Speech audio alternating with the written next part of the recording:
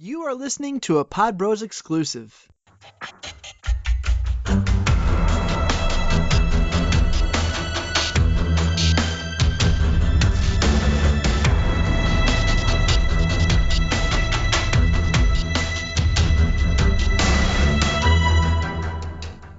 All right, boys and girls, we're live. Brand new episode, Take Aim Outdoor podcast. As always, I'm your host, Brandon Hammond, and as always, I'm excited to do another show and excited to do a show with these two guys, Chris and Chris from Happy Herd Nutrition.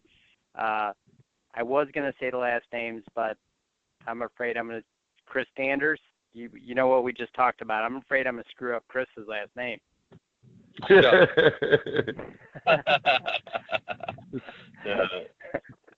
That's like bad mojo when you joke about something, because then you do it. Yeah. So what's up, guys? How are you guys doing? Doing good, man. Doing excited. Awesome. Super excited to talk to a couple fellow Michigan boys. And, Chris Danders, let's start with you, man. Just give me a little brief background of you and kind of your role with Happy Herd Nutrition. Sure, I'd be glad to. Yeah, I grew up in a family with a father that fished about 265 days a year and hunted a lot, and had an awesome passion for the outdoors my whole entire life. And we were, the last few years, we weren't particularly happy about the products that we were purchasing at the store. We hunt, bow hunt, and rifle hunt, muzzleload hunt a lot. And, it's been our passion our whole lives. And Chris and I decided that, you know what, we ought to look in to see what we can do to find something that's a much better value for a hunter and also much better value for the overall herd health. And we started doing a lot of research and started doing some testing and developing and looking at all the different ways and using our contacts and our networking resources to, come up with what we have today as Happy Herd Nutrition, which is we have an awesome premium feed, and then we have a really good premium mineral. And we also have a product called Corn Coat, which is 32 ounces of any specific flavor. We have many of them that you can coat your own feed with, because we have friends that have a lot of money, and we also have friends that are regular working guys that may not be able to afford premium feed all year long. But what we decided to do was come up with a product that's affordable for them, so they can spend $28.99 and get a bottle of really strong smelling attractants that they can coat their own feed with. And that's pretty much what Chris and I have been developing and continuing to develop and work on, this whole entire time. Chris D., I was a little afraid that you were going to be the quiet one on this podcast. So, but no, what was there anything particular between Chris and Chris, between you guys, that actually, kind of stood out to you in the marketplace that was like, you know what, there's just not something right here. There's just not the right product. There's not the right quantity of product. What was it that actually, kind of stuck out in your head that you said, let's start something, let's join forces and do this? Quality. Yeah, quality. Well, from my standpoint, when we first started tossing this idea around, to develop this product, I was, I'm a hunter first, and I said, to Danders, I said, if we're going to, come up with a product and we're going to do this, it's got to be the best thing out there, because if not, I want to use the other person's product, so so looking at it from that standpoint, I said, I want something that obviously is going to really attract the deer. But then, I've seen, like you were saying, in the market, the lacking of products that were of good nutritional value to supplement, the wild deer and their wild forage, and to supply them with some things that were not readily available, like with the chelated minerals, the probiotics, to help with the digestive system and nutrient uptake, and then just to have the right feed and minerals in the right proportions, and just and so I said, that's what I wanted to focus on. I want to focus on quality, and so that I'll feel good about using my own product over anybody else's on the market. I feel like we're really right on the right track. I feel like our product is achieving what we tried to achieve. No, that's super exciting to hear. I know that, mainly,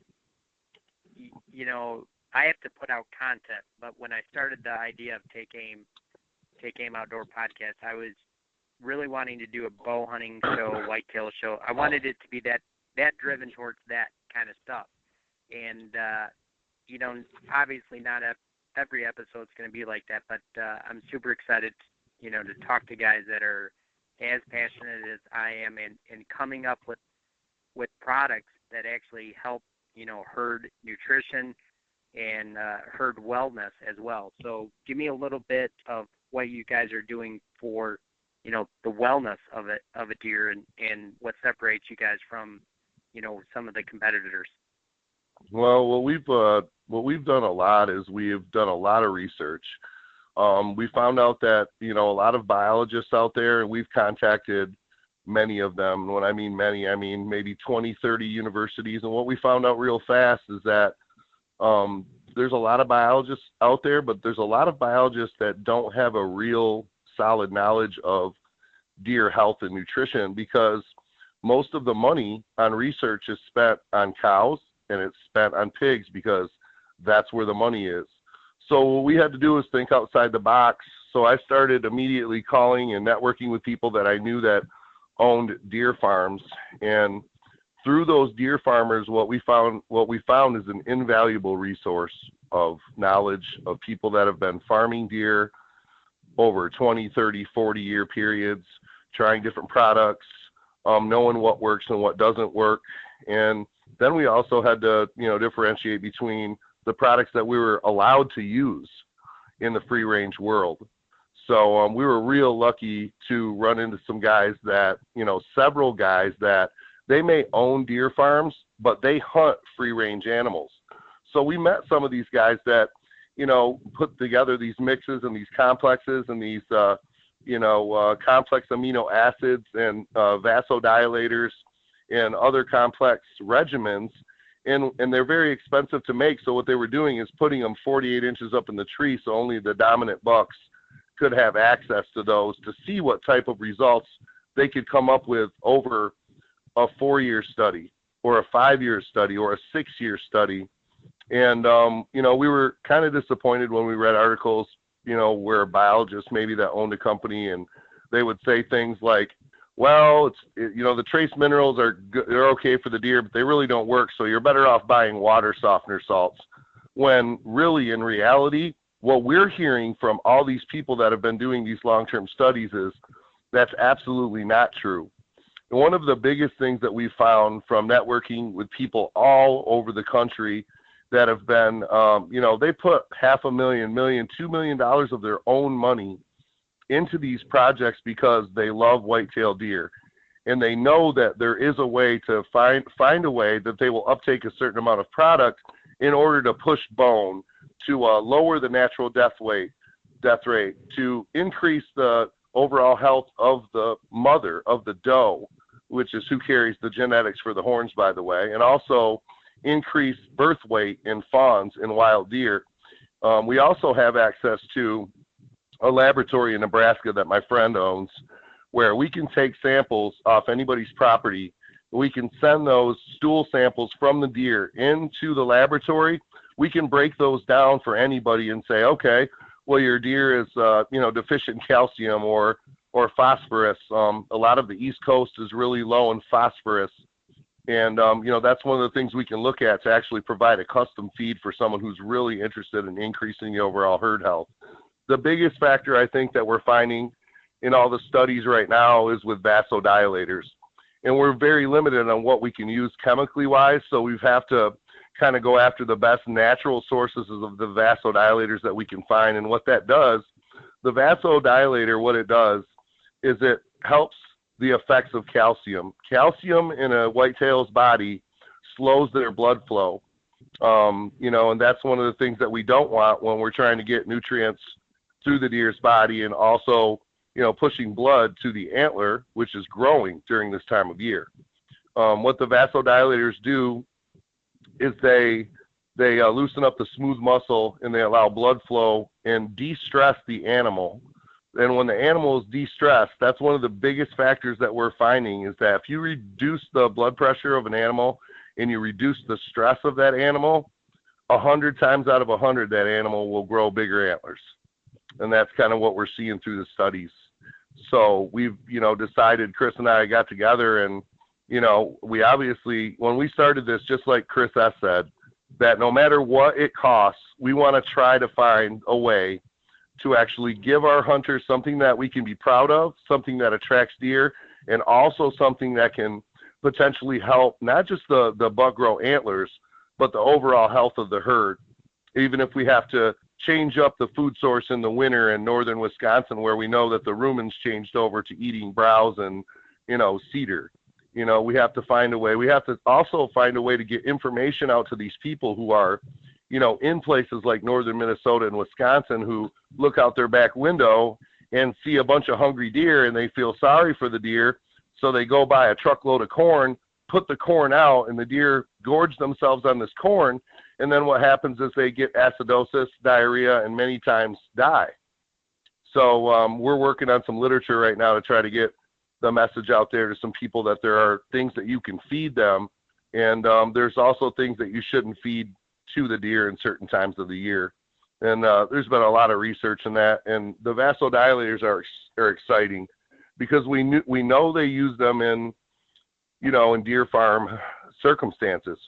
I mean, that's how they're getting a whitetail to get 500 inches on his head, is through the vasodilators. However, some of those are only allowed if they're in a deer farm situation. So we had to find vasodilators that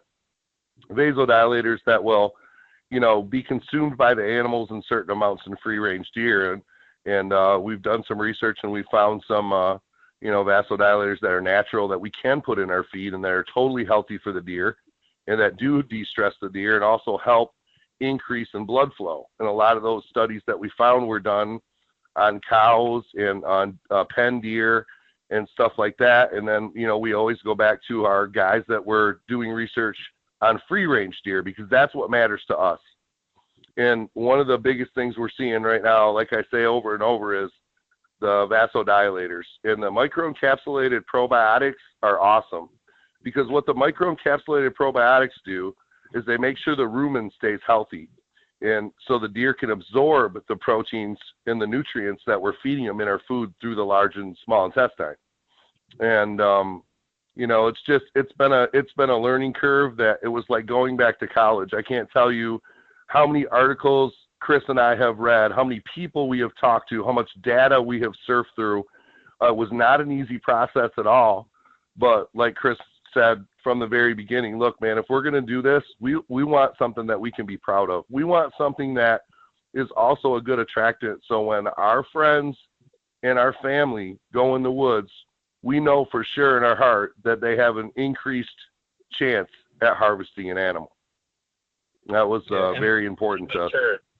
And mature animals, that's, that to me, that was a big thing. A big part of this was the system, the system with the mineral, the system with the high protein feed, and then even the corn coat, which also can be used as a cover scent, which is what I do with it. And I establish my mineral site. I then feed regularly, and then I also use the corn coat as a cover scent, and or as simply as an attractant.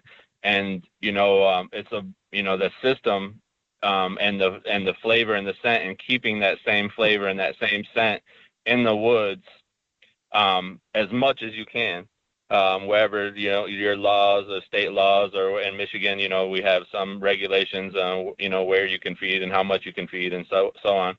But the mature deer will get used to smelling that smell in the woods, and then they'll also become reliant on it. They'll know that that's a food source that's there on a regular basis, and they'll become reliant on it. And I think that's one of the big things why a lot of people who bait deer and use minerals don't often harvest mature animals over them, and it's a common thing that I hear over and over again, that, I put out bait, but, the big bucks don't come to bait. Well, in my experience, what I've found, and a lot of this, came from, networking with outfitters and different people that have been in the industry for a long time, is that, people go out and they put out a pile of corn or bait or some sort of, something on the market, some sort of mineral or whatever it is, and they put it out a couple weeks before season start. Well, it's almost like an alarm to the deer. It's saying, hey, it's something to a mature deer, something's new, something's changed all of a sudden, and they become a little wary of that, So this system is obviously to help attract deer, to approach it from a health standpoint, but also the ultimate goal is to harvest a mature animal using the system, Chris D or Chris S, why don't you guys explain for everybody that hasn't seen the product or the system, explain what part is A, B, and C for us, and how to use it and what time of year? Sure. So I guess part A would be the mineral. That's the base of the system to me. So I would say that, there's varying opinions about when you should use it. In my research and experience, that I've really found that it kind of depends on where you are in the country and what your deer have. As like Chris was saying, as far as food goes, you don't want to have the corn available to deer at certain times of the year when you don't want to cause acidosis. So you don't, if their system isn't ready for that, then you got to be wary of those types of things. But for me here in Michigan, I feed my deer all year long. So I start with my mineral. I build a mineral deposit, and as I check back on my sites, I replenish the mineral on an as-needed basis. So then that would be part A. Part B of my system would be to then use the high-protein feed, and I give that to the deer, again, all year long, where I can, regarding the law. This gives my deer that protein and that feed they need just to, along with the vitamins and everything else, to be healthier all year long. But again, it gets them acclimated to it. They're used to it. They become reliant on it. So, so the high protein feed would be part two. For the people who don't want to spend the money on the high protein feed, that's where the corn coat comes into play. You can buy your own feed, which you can get at a reduced cost. Obviously you can buy corn in bulk at any mill or whatever, or wherever you want, and then you can use the Chris, corn coat. Give me a little clue on what size mineral do we have, and then what size feed do we have, so everybody knows that as well. Okay, I start with, we sell everything in 20-pound. So we sell our mineral in a 20-pound bag, and we sell our high-protein feed in a 20 and 50-pound bags. And we also do custom orders, so we could do by the ton or whatever somebody wants. But I put out 20 pounds of mineral at a time. I will spread it around the area. I don't just dump it in one little pile. I kind of spread it around the area a little bit, kind of evenly on the ground. It really helps it absorb into the ground better. And then the same with the feed. I will put out, about 20 pounds. 20 pounds is pretty close to about a 5-gallon bucket size, give or take a little bit. So, that kind of goes along with our law and how much you can put out at one time. My deer in my area where I'm testing, they will eat the food, in no more than 48 hours. In 48 hours, a 5-gallon bucket of food is gone. And sometimes I'll go out 2 to 3 times a week to replenish my food supply. Generally, and it varies a little bit. That's why I say with the mineral, you kind of got to watch it. Some deer in some areas will consume it more than others will. I have one of my locations where they consume it pretty much like they do the food. I have, and I replenish that once or twice a week. I have another spot that they don't eat the mineral quite as much, and I replenish that one once every week or so. The food, like I said, high protein food, I want to keep that out there as much as possible. But when the food goes away and it's not there, the mineral deposit and the scent and the attractant will keep the deer visiting the spot. And literally, like recently I went on vacation, so I put out some mineral, I put out some food, I left for a week. I came home, I know that my food would have been gone in 48 hours because that's what happens every time. And literally, they're digging holes in the ground to try to find every little crumb that they can, get to. And so, that's really the basis of the system. The A, the mineral, the B, the food, and then the third thing would be the corn coat / cover scent. I use it as a cover scent. And I spray that every time I go in the woods. Every single time I walk out to my bait site, I spray that in the air. I kind of jokingly say it's kind of like ringing the dinner bell.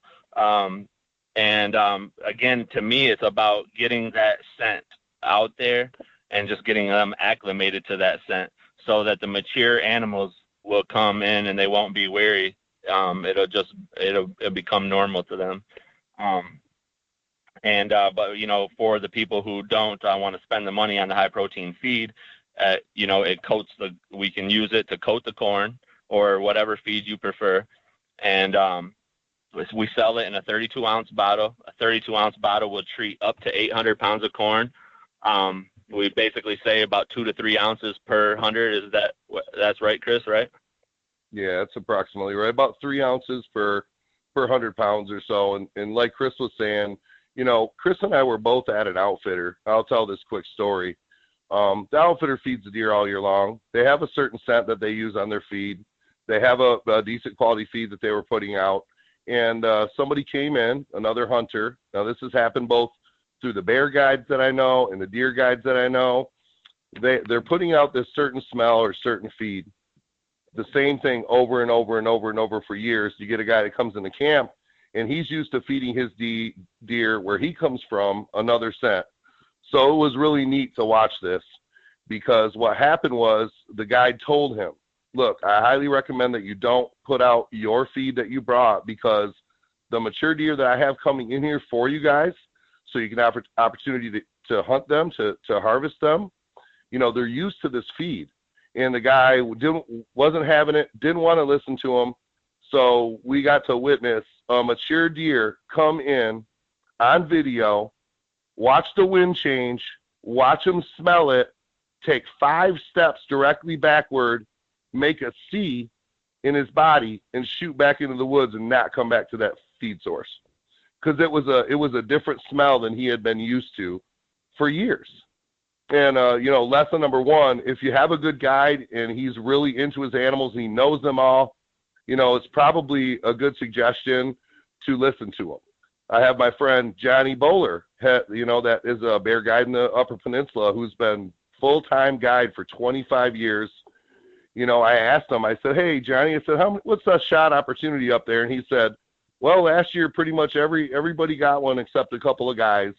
And he said if they would have listened to me, they would have had a really good opportunity too, but they didn't. And I said, well, what do you mean, Johnny? And he said, well, I've been, using this certain scent and attractant, and I've had the bears coming in for him over and over and over. And he said, well, he used this product in Canada, and it worked, and he really wanted to use it. And Johnny said that he recommended that he didn't because those animals were used to that, especially the big bears that he had coming in, the mature bears that he wanted his hunters to harvest. And sure enough, that guy was one of the only gentlemen that did not shoot a bear last year at camp. So that's when Chris and I started putting 2 and 2 together. Like Chris said, we developed a system on purpose. It wasn't an accident. We got some guys that are telling us, hey, just throw this together and that together and keep it simple and throw it in a bag and put it in a nice logo. And, the people that know Chris and I know that we're not like that. We're answer people. We like to find out answers to things. We like to test new products all the time. Chris and I are constantly changing mixes, keeping them written down, keeping track of everything, putting it out in the woods, putting it on camera. and finding out, what the deer wanted, because the guys told us, well, you just mix these things together. And I said, well, we want to do better than that for our hunters. That's why our premium feed has corn distillers, roasted soybeans. It has chelated trace minerals. It has selenium. It has calcium. It has, all those extra things. Microencapsulated probiotics. It also has vasodilators. We put all those premium products in there, and then on top of that, we mix it with our proprietary sweeteners, so our feed and our mineral and our corn coat smell the same. Like when I go out to my spots, I wanted to try different flavors to see if there was a flavor that the deer particularly liked more or over the other one. And so I have a spot out here. Let's say I'm using my peanut butter blast flavor at this spot. I'm using my sweet corn flavor at this spot, and I'm using our, number one go-to so far has been the caramel apple. So, I have 3 different stations with 3 different flavors and scents, but I'm only using those scents in that area for the whole season. What we don't suggest someone do is run caramel apple all the way through August, and then in October start and switch it up with another scent. Based on what we've seen and experienced from other outfitters, have not only told us but shown us literally on video. When I saw that deer walk up that nice giant 10-point, walk out to that food, and we saw the grass move and the wind switched, and he smelled that other feed, and he got right at attention and took those 5 steps backwards, directly backwards, cut in the C and left. I knew right then that guy was probably pretty sad that he didn't listen to that guide. Yeah. One of the other big kind of points to me that, in the past, I've used a lot of different products in the past myself. And, there's this kind of trend in the industry to have a long range attractant, something that smells, has a great aroma that, can attract deer from long distances. And which some of the products I was using before, that's what they were doing, and it worked, So that was one of the things I wanted to really add to, to our products too, was that we wanted a product that really smelled good, that had a strong aroma, so that it literally will linger in the woods, and the wind and the deer eating it and getting it on themselves will take that smell with them, and really increase the amount of animals you're seeing. The more you put it out, the more you keep it out on a regular basis, the more and more traffic that comes, the more deer you're seeing. And, and really, we have some people that we have, that have our product already that have been testing it. And multiple people are telling us, like, I'm seeing deer in areas that I never seen deer, they're baiting close to their house. And they're saying, I never seen deer this close to my house, but, I put this happy herd out, and, and now I'm seeing deer all over the place, For me, I've used a lot of people's products over the years. I've been hunting since I could walk, pretty much, since it was legal, and I've never in my life seen deer dig holes the way they dig holes for our products, to get that mineral, and to, like I said, especially it seems like when we put the mineral out, and once the mineral and the food are gone, and you got that couple of day lapse between the time it runs out and the time you come back to restock it, and and the deer like literally just digging 4, 5, 6 inches holes in the ground, and then over time, obviously, that's just getting bigger and bigger. But it's really been an amazing thing to watch. It's been awesome, man. It's like, you got 2 guys that are really good friends. Chris and I travel all over the country, and we hunt together. We're friends. We trust each other. We're on the same page. And it's just not one person doing this. Like, there are things that Chris brings to the table that I don't have on some days, and vice versa. But together as a team, and that's kind of what Happy Herd is as a team. We have a lot of pro staffers and a lot of guys and girls and women that just love to hunt and fish. And I don't know what Chris's feedback's been. I mean, we've talked about it several times, but right now I've sent 86 samples out, and I've got reorders on 84. and every single person that has used the product has been pleased with the product. The only one thing that we did have that we noticed that there was a gentleman that actually used a little bit too much corn coat, and he had been feeding that herd of deer for years, a certain type of feed that they made themselves. And it was so strong that they were a little standoffish for a couple days. And I was like, man, we got our first snag. You know, we have to make sure that we tell people on how to follow the directions. He had multiple piles with multiple flavors all in the same spot. That was so overwhelming that it took him a few days. But I got a text today, and he said, man, I went and checked those spots today, and they're killing it. They're all starting to hit it. It was just that little transition. And that's also what we've seen at outfitters. We've sent outfitters samples and said, hey, the outfitter says the same thing. We don't want to try anything new. We've tried everything. We've been running our feed for 5 or 7 years. And, you know, and I said, hey, you know, I'm a salesperson and it's my business and I believe in my product. So what I tell them is, hey, I'll send you some to try. If you don't like it or you don't get good results, I won't call you back. And that was, you know, tons and tons and tons of product later. I mean, we're getting those outfitters to switch because they're seeing the results. And the outfitters also like the fact that we have trace minerals in vitamins A, D, and E, and microencapsulated probiotics and vasodilators in our feed. So if they don't get mineral out right away, they know that the deer are also getting our trace mineral and vitamins through our feed. Yeah. Which is obviously important, for sure. Yeah, it's kind of a way to camouflage it in a way, like, you know, everybody, you know, we want the deer to eat the minerals, but, and that was one of the big challenges is making these products palatable for the deer so that they would actually eat them and intake them. And a lot of minerals on the market now achieve somewhat of that by cutting them with fillers and proteins and things like that, but then you're getting away from really having a true mineral. And then, you know, also a lot of people then end up having problems with mold and things like that with their products, which, you know, we didn't want to go that route, and we wanted a true mineral. But by adding the mineral to the feed, we're kind of forcing them to eat it, you know, because they want to eat the corn, they want to eat the soybean, they want to, you know, all the good stuff that's in there that they really want. Well, they can't eat it without eating the mineral and the probiotics and the vitamins. So we're really forcing the intake there, which is, you know, again, the best of all worlds. Like if you can feed all year and you can afford to run the system all year, you know, you're gonna have healthier deer, and you're gonna eventually, you know, have bigger bucks. And, you know, that was, again, like going very back to the beginning, one of the kind of, I guess, a different angle of looking at how we wanted to approach our product.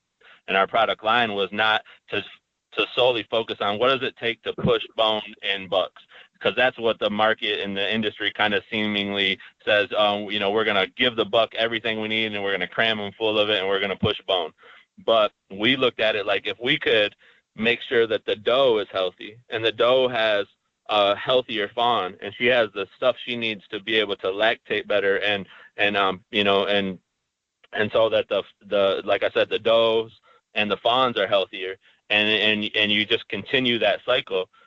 Just from a health standpoint, you know, it doesn't take a scientist to figure out that you're going to have a better potential to have bigger bucks just because they were healthier their whole life. Yep.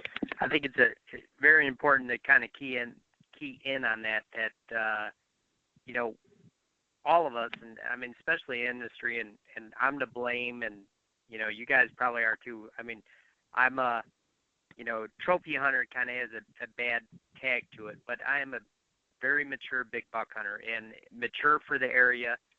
And, you know, with the last couple of years of EHD and all that stuff, it's very nice to hear somebody that's really focusing on, you know, herd health and overall health. And when you think about it, and you sit back and just take 2 seconds, you think, you know, if everything's working properly, you know, the antlers are going to pop regardless. You know, if the rest of that body of that deer is working properly, more of everything can go into the antlers. So I think it's super exciting to hear you guys talk about, you know, herd health versus just talking about big bone, because the big bone's going to come with an absolute healthy deer.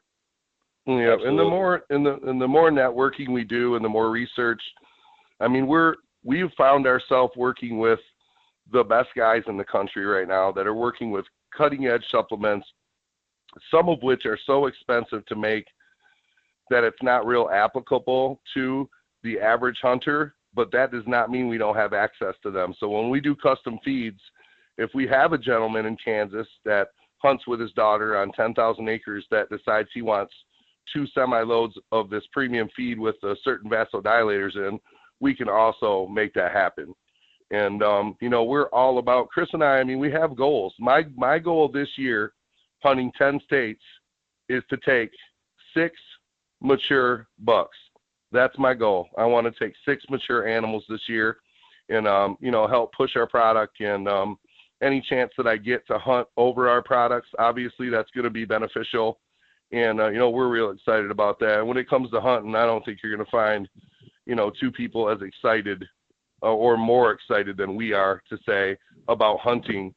But we also remember that, we have a lot of people in America that are extremely hardworking people. They may not have the funds. They may not have the access to the property. They may not have some of the things that some of us work really hard to have at some point in our life. So we certainly wanted to make an attracting product so that they could have a better chance to harvest a deer.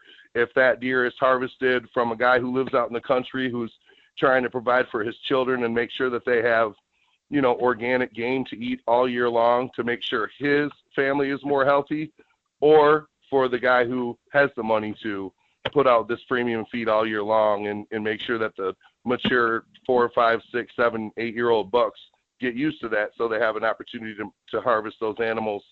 I mean, we thought about all that stuff when we started our company. And, there's a lot of folks out there that we know. We have friends that are very rich, and we have average, people that make average income. And we also have friends that work very, very hard and don't make a lot of money. It was important to us to cater to all the hunters, to the dad who works 80 hours a week that finally gets his week vacation to take his 13-year-old son or 14-year-old son out in the woods for the first time, to have, to increase the odds for that young man or young woman to harvest their first buck. All those things were taken into consideration when we were developing our company. And, we're a family-based company. We're a very, very family-based company, and that's what this is all about. We even thought about that when we were looking at our logo. Some of the logos are cool, and, they look like they got fire coming out of the eyes and teeth and crazy stuff going on. But we wanted a logo that that we could take and put on our kid's backpack, and he could take to Sunday school. We wanted a logo with a smiling deer because, that's how we feel about our company, and that's how we feel about, about everything. When we're in the woods, we want to be happy.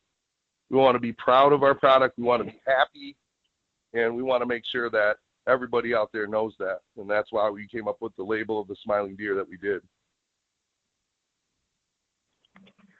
Absolutely. I like the idea. I like the name. I definitely think that you guys have a lot of faith in that name, or it'd be pretty easy to call it Unhappy Herd Nutrition, so, But, guys, we're running short on time, and what I'd like to do is basically invite you guys back. Maybe we can do a part 2 next month. And Chris D, let everybody know exactly where they can find Happy Herd Nutrition. If it's in the stores, online, Facebook, give a shout out to where you guys are at right now. Yeah, we're about a week away from our online store going up, and we do have Facebook pages right now. Anybody can contact us on Facebook, Chris Danders, Chris Shuck, or we both have a Happy Herd page, and our contact information is on there. We're real excited about having the online store up in the next week or two. And then it won't be long before we've got all our commercial distribution set up, so we can now send packages all over the country with less expense to the customer. And it's just going to get better. We have stores, lots of them, actually waiting for our product right now. And I think on the part 2 of the show, we'll get to go through that list of stores, and we'll have a the .com that you can go to and purchase anything you want. Yeah. So happyherdnutrition.com is the website, and it's up and running, but it's only a contact page right now, while our store and everything else is under construction. So they can, so they can go to it and get our contact information. Like Chris said, we're both on Facebook, Happy Herd Nutrition on Facebook as well, and our plan is soon to be in a lot of stores across the state of Michigan and beyond, and continue to just grow with that. So absolutely, and Chris D and Chris Shuck, thanks so much for your time today. And boys and girls, as you know, I will add the links to Happy Herd Nutrition in the show notes. And next week when I post the show on the Take Aim Facebook page and Twitter and Instagram. So, guys, thanks again. And everybody, thanks for having us. Yeah, absolutely. Every Tuesday on iTunes and the Outdoor Podcast channel. And I can't wait to have you guys back on. And we'll see you guys again soon. All right. Thanks Brandon. Thanks for having us, man.